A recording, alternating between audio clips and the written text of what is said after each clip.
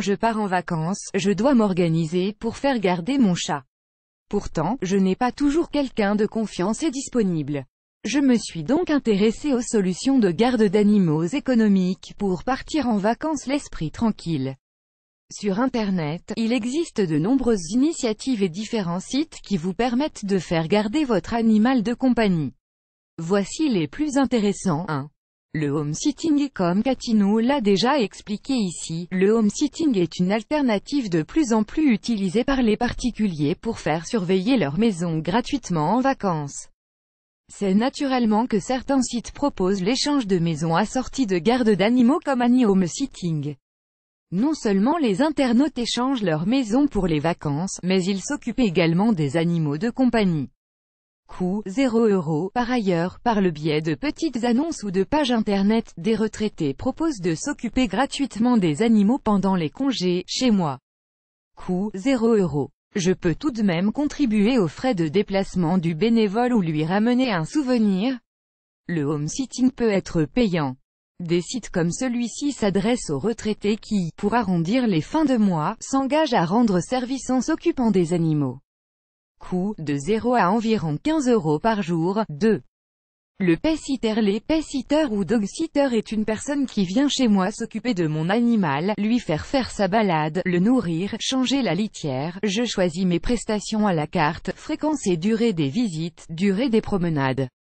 Le pet-sitter devra respecter mes demandes. Le dog-sitter professionnel doit être titulaire d'un certificat de capacité animalier et d'une assurance responsabilité civile spécifique. Toutefois, de nombreux particuliers proposent leurs services, qu'ils soient les amoureux des bêtes ou aient besoin de gagner un peu d'argent.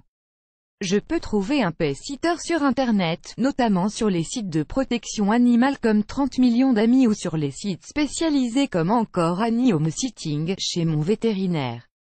De nombreux étudiants vétérinaires pratiquent cette activité et proposent leurs services dans les petites annonces locales.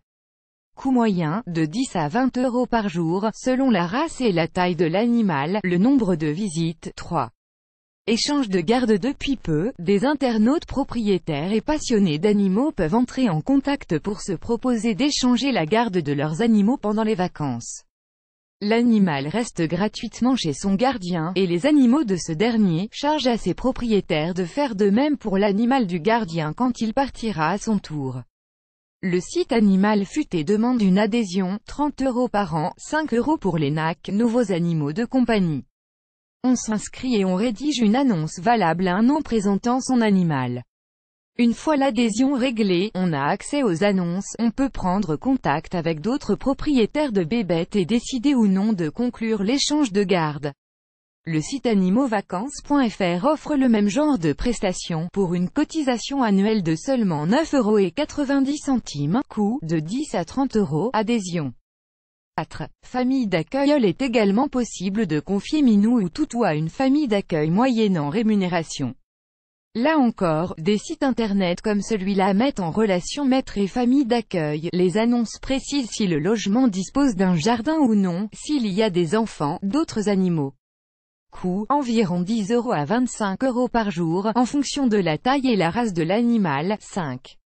Chenil ou pension. Moins idyllique pour l'animal que la garde à domicile ou en famille, le chenil propose de la garde, en gros. Les animaux sont répartis le soir dans des box.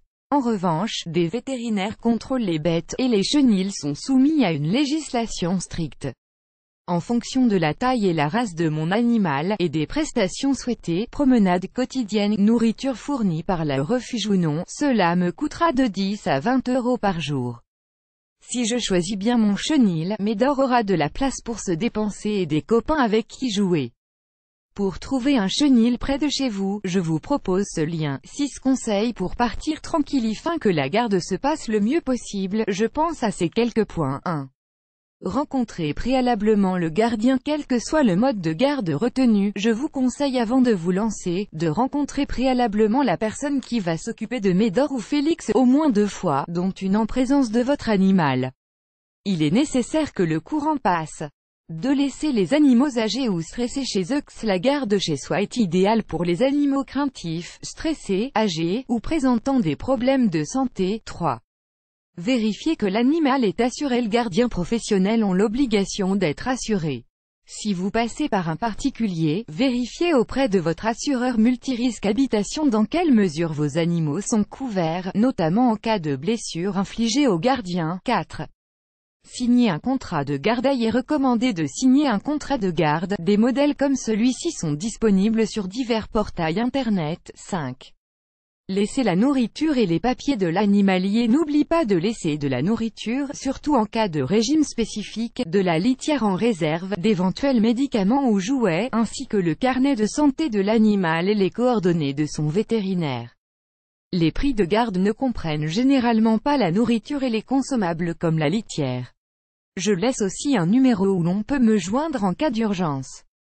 6. Les sites d'annonces, pas responsables en cas de problème. La plupart des sites d'annonces de garde n'ont vocation qu'à mettre en relation les propriétaires d'animaux et les gardiens, et ne sont pas responsables du pet-sitter et des problèmes qu'il pourrait causer. À toutes fins utiles, en France l'abandon d'animal peut être condamné jusqu'à 2 ans de prison et 30 000 € d'amende. Mon matou étant âgé et stressé, je m'arrange généralement avec mes proches. Vous aimez cette astuce, partagez-la avec vos amis sur Facebook. À découvrir aussi, maison, les gestes économiques indispensables à faire avant de partir en vacances.